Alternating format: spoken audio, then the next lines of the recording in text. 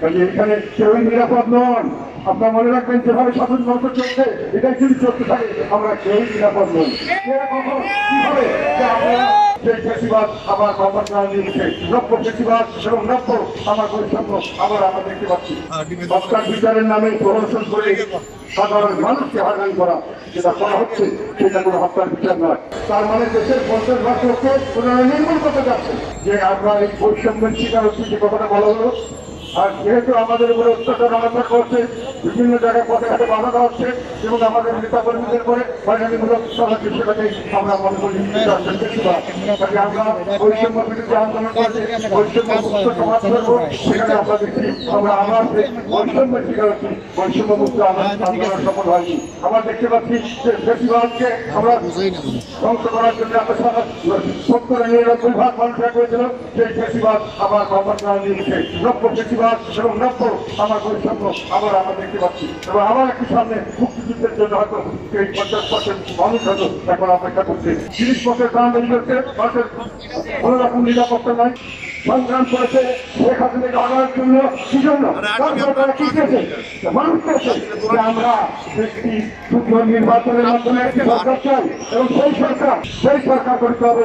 সেই সরকার জবাবদিহিমূলক সরকারের তার জন্য নির্বাচন ব্যবস্থাকে আমরা পরিবর্তন করতে চাই। বর্তমান সরকার দেখে আমাদের প্রায়োরিটি মানে অগ্রাধিকার মানে এটি আমি সামনে করবো। এটা সামনে করতে গেলে আপনাকে দেশে ইউনিটি রাখতে হবে। তখন দয়া করে বা জনগণের করে সেটা একই ছিল, তাহলে আপনি এটা করতে পারতেন। সকলের সঙ্গে আলাপ করে যেটা মানুষের মধ্যে সেটাই করতে পারতেন। কিন্তু আমরা বাস্তবে কি দেখলাম যে ওনারা বললো আগে আমরা হত্যার বিচার করবো। কার হত্যার? ওদের বলে ছাত্রদের হত্যার বিচার করবো। ছাত্রদের হত্যার বিচার কেউ বাধা দেবে না, কিন্তু হত্যার বিচার করতে হবে।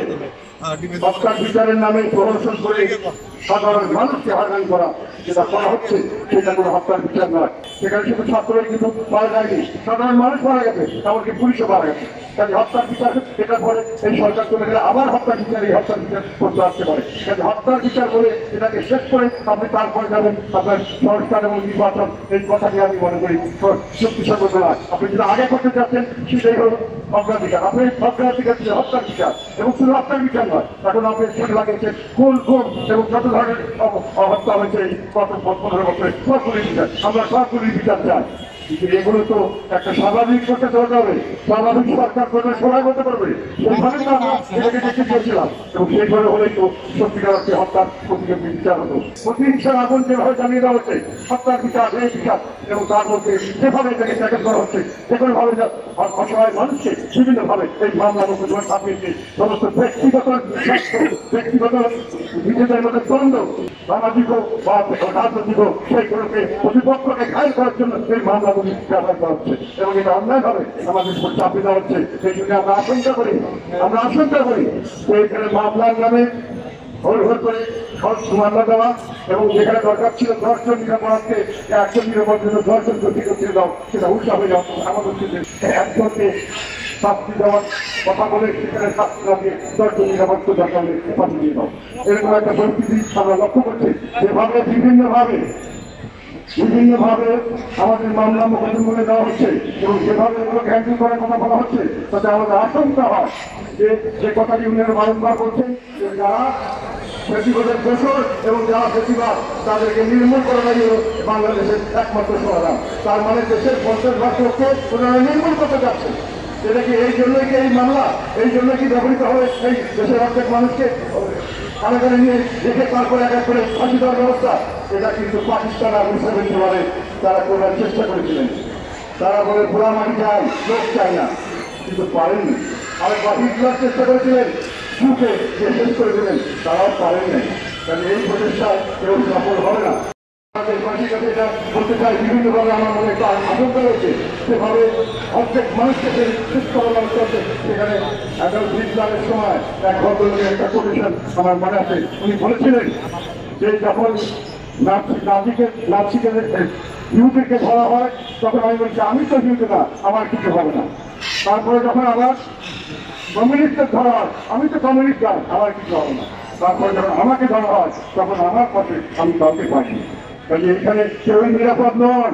আপনার মনে রাখবেন যেভাবে স্বাধীনতা চলছে এটাই যদি চলতে থাকে আমরা কেউই নিরাপদ নই। কিভাবে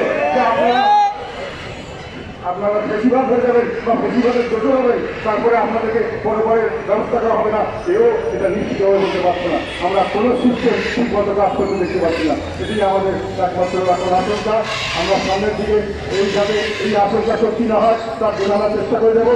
আমরা সর্বাত্মক সহযোগিতা করতে প্রস্তুত আছি বর্তমান সরকারের সঙ্গে যে কোনোভাবে, এবং আমাদেরকে সঠিকভাবে আপনারা মূল্যায়ন করেন, দেশের সব লোককে নিয়ে একটি গ্রহণযোগ্য আপনার নির্বাচনের ব্যবস্থা করেন। আমার ধারণা নির্বাচন এবং সেভাবে আপনার দেশকে বিভক্ত করেছেন, সুষ্ঠু নির্বাচন আপনাদের দেওয়া সম্ভব হবে কিনা আমি শঙ্কিত।